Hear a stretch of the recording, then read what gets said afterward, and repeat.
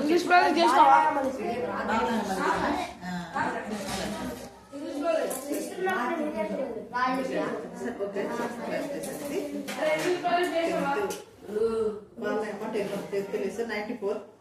Page number 94 అండి. పేరు నీ పేరు Yashwanthraj. I am studying in 7th English medium. ఇప్పుడు చదవబోయే పాఠం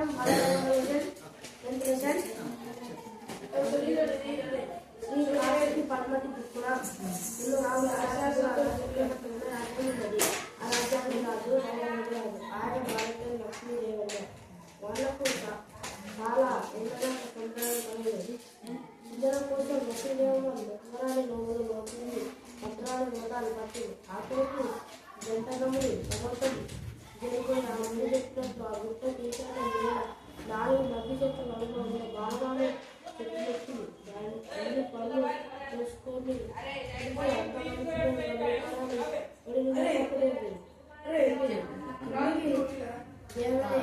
ఏడు పనులే మిగిలి.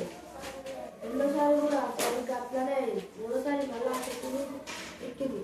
పండు దెబ్బసాగింది. అప్పుడే తన నాయకుడు చెట్టు చుట్టూ తీసుకుని అలవెత్తింది. అప్పుడు లక్ష్మీదేవమ్మ గదిగద కలుపుకుంటా, ఎందుకు వచ్చినావు స్వామి, నా ప్రాణాలు తీయడానికి అలానే కావాలండి. 9 నెలలకు నిన్ను చేరుకుంటా నేను చేతులు ఎత్తి నొక్కింది. సరే మాట నేను పెట్టుకో అన్నాడు నాయకుడు. చెట్టు దిగి చూసుకుంటే లక్ష్మీదేవమ్మ మొదలు 7 మామిడి పళ్ళు ఇంటికి తీసుకుంటూ నెలలో మిగిలినట్టు అప్పుడే కాకుండా 7 మంది ఆడబిడ్డలకు జన్మనిచ్చారు. ఆ 7 మందికి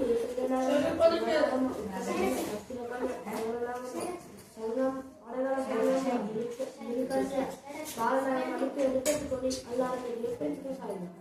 9 వాస్తులుగా పెళ్లి రాజా ఇచ్చిన మాట ప్రకారం నాగేంద్రుడు నన్ను తీసుకొనిపోతాడు. ఈ ఇళ్ళకి సరిగైన నీవే కలుపులో పెట్టుకొని కాపాడుకో, మార్గం చేసుకోకు, నా పిల్లల బట్టు ఆవిడపోతాడు అని చెప్పింది.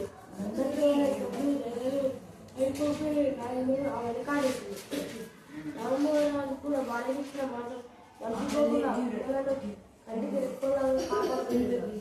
కావాలి రాత్రి వాళ్ళు వెళ్తున్నాడు. రాజ్యాన్ని రాచరికం మర్చిపోయింది. అప్పుడు మంత్రులు పెన్నాని బంధువులు బలగం అంతా కలిసేందుకు చెప్పి నాగపల్లి వల్లపల్లి పెట్టారు. అయినా కానీ నాకు ప్రజలతోనే ఎక్కువ కాలం పాఠశాల నుంచి నవంబర్కు జమ్మబండి చూడడానికి మంచి సమయాన్ని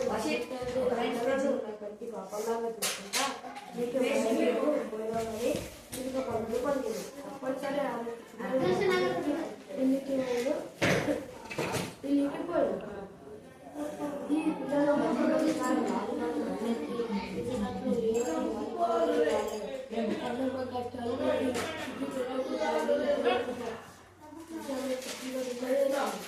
అప్పుడు లక్ష్మీదేవమ్మ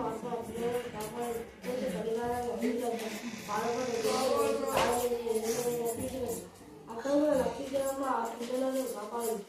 ఇల్లులో ఉన్న భర్తకు కళ్ళ కనిపించి చదువునంతా చెప్పింది. వెంటనే రాజాన్ని రాజ్యాన్ని కొట్టి పరిస్థితులను ఇంటికి తెచ్చుకున్నారు. ఎక్కడైతే గాలిని మరిపడదు ఆ బండి రాజు ఆమె చెప్పిన కళ ఆడతాడు.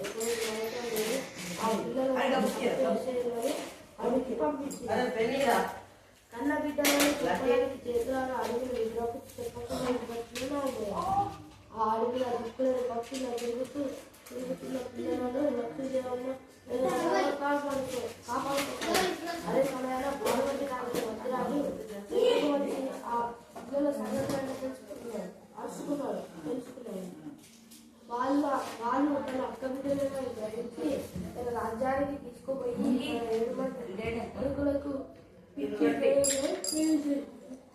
ఆ విధంగా సూర్యవంతరాజు సూర్యనాయమ్మ, చంద్రవంతరాజు సర్వవంతరాజు పాపవంతరాజు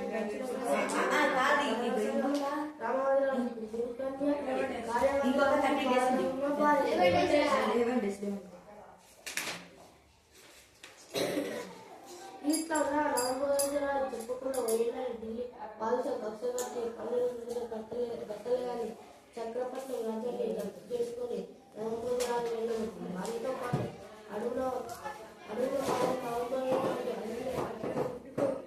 బతుకు సాగిండు. ఒకరోజు బిడ్డలైన గుర్తుపట్టి తెలియక వెతికి పిచ్చిన ఎక్కడెక్కడ ఇచ్చాడు. కొన్ని రోజులకు మరుగుమందు వికటించి నవంబర్ కాలం చేసింది. మరికొంత కాలానికి వజ్రాన్ని గందుకొని పోవాల్సిన జరువు కార్యాలు ఏర్పడింది. రాజ్యాన్ని మంత్రులకు అప్పచెప్పి 7 మంది కొడుకులను తీసుకుని గందుకొండకు బయలుదేరింది.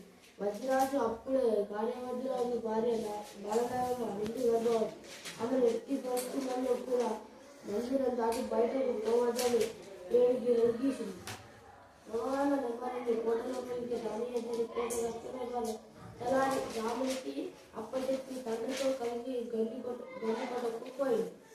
ఈ కథ ఇట్లా ఉండగా నాగల్లపూడి అనే రాజ్యంలో మాయల మంత్రాలు తెలిసిన ఒక ఫకీరు ఉన్నాడు. అతన్ని మాయల ఫకీరు అని అంటారు. వాడికి ఒక పెద్ద కోట. ఆ కోటలో 14 మేడలు. ఆ మేడలలో పిల్లలు బంగ్లా ఆ బంగ్లాల వాళ్ళు రంగమ్మతో కలిసి ఒకనాడు వారు దాని సంగమ కంటే అందమైన మగవ ఎక్కడుందని అందులో వేసి చూసి బాగా అమ్మకాయించింది. బాలరావాలు పట్టి దేవాలని మాయల పట్టారు. బాలగల్వని బాలరావాలను వేసుకోండి. కానీ లోపలికి పోవడానికి వీలు లేదని తలాదారుగా జపించింది. తలాదారుకి పిల్లలు లేవని కళ్ళకి తెలుసుకొని వారికి మాయ మంత్రంతో పిల్లలైనట్టు భ్రమ కలిగించి వాడిని వశపరుచుకొని లోపలికి పోయింది. అప్పటికి బాలనాగమ్మ పిల్లగాని కన్నది. 7 రోజుల బాలిక పిల్లగాని బాలవజ్రాజు అని పేరు పెట్టుకున్నారు. అందరూ ఎంతో అపూర్వం చూసుకుంటున్నారు. ఆ సమయంలో పార్వతికి జగమదేవర వేషంలో వచ్చిన బసవన్న విభూతి వచ్చిన బాలనాగము బయటకు శంఖముంది. జగమదేవరే కదా అన్న నిలబోతూ బాలనాగ బయటకు వచ్చి గిర అవతల నిలబడి ముత్యాలు తెచ్చి దానం చేయబోయింది. గీరలు దాటి బిచ్చం పెట్టకుంటే ఈ బిడ్డకు దొరకదని బెదిరించగానే ఆమె భయపడి గీరలు దాటిగా మరి నిమిషాలు ఆమె నాగలోపలికి వెళ్ళి ఆ కుక్కలు మళ్ళా మార్చేసి తనను ప్లాన్ చేసుకున్నాడు. దీక్ష అయిపోయింది.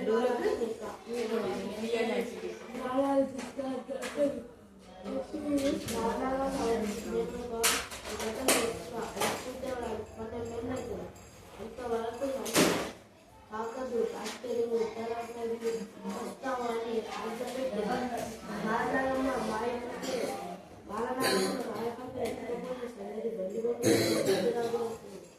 తెలిసి ఎకాలెక్కిన కాళ్ళకి వచ్చారు. 12,000 దండలు తీసుకుని అందరూ నాగరికులు వీరికి యుద్ధం చేయపోయారు. ఫకీరు మంత్ర శక్తి ముందర వీళ్ళ బలం పనిచేయలేదు. రాజులందరినీ రాళ్ళలా కమ్మార్చేసింది. అక్కడే పడమటిలో ఈ సంగతంగా తెలిసి రాజులందరూ ఎంజాదంలా ఉనిగిపోయారు. కడుపులా దుఃఖం కంటల్లా చేయకుండా బాలవజ్రాజును అల్లారకు లోపేసుకున్నాడు. బాలవజ్రాజుకు ఏ విద్యనైనా చూసుకున్న చేసుకొచ్చి ఇటుకతోనే వచ్చింది. 14 గడియల్లో చదువుతో పాటు కట్టెసాగు, కత్తిసాగు, గుర్రపుసాగు, విద్య అని అన్నీ నేర్చుకున్నాడు. 12 వీడు వాడైతే ఇది చిన్నగా ఒకరోజు బాలవజ్రాజు బిల్లు బాగా ఆట ఆడుతుంటే బాణం మంది దర్శనంలో కిందకు కిందకు కలిగింది. ఆమె కోపం పట్టలేక పుట్టగానే తల్లిదండ్రుని పోగొట్టుకున్నాను అని తిప్పింది. అంతవరకు ఆ చట్టం బాలవజ్రాజు సంగీతంతో విజృంభణ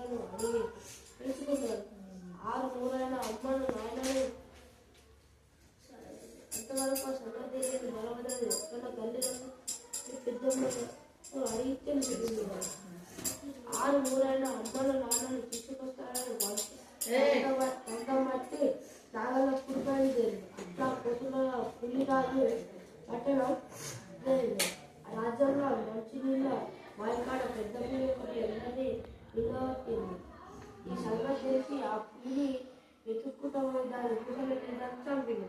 ఈ సంగతి తెలిసి సంతోషపడ్డ ఆ దేశం వాళ్ళు నగరం రాజ్యంతో పాటు బిడ్డనిచ్చి వెలిగిస్తామన్నారు.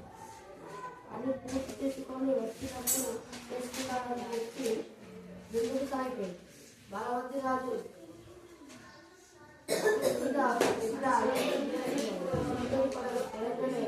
అడిగి నలుగురిలో ఉన్న పాల్గొంటూ గుర్తల పడుకున్నాడు. అప్పుడు తప్పి పులి మొక్కలు పెట్టి దాని వచ్చి అడిగి అవతల ఉన్న రాజపుతో 2 రోజులనే తెచ్చుకోవాలి. అయితే ఈ గుడిగానే మనుషుల ఏడాకుల సంఖ్యలను మొక్క ఆవులకి మిగిలితే అదే మామూలు మనిషి ఎక్కువని ఎక్కువ సాగినాయి. ఆ మాట విన్న బలవద్దాన్ని ఆ మొక్కను తీసుకుపోయి రాజకుమారికి బతికించిండు. శుక్రవారం పట్ల వాళ్ళకు కూడా తెలివి వచ్చేటప్పుడు గురువార్తలని చెప్పి ముందుకు సాగిపోయింది. నాలుగు మొదట్లో ఉన్న న్యాయవాది పట్ల చేరుకోకుండా రసీదు ఏర్పాటు చేసిన శక్తి బాలభద్రాలను అడ్డుకున్నది. దాన్ని పిడుగు దెబ్బలు బుద్ధి తక్కువై అప్పుడే నన్ను నాయన కావాలి పెట్టిండు. ఇక్కడ ఉన్నాడో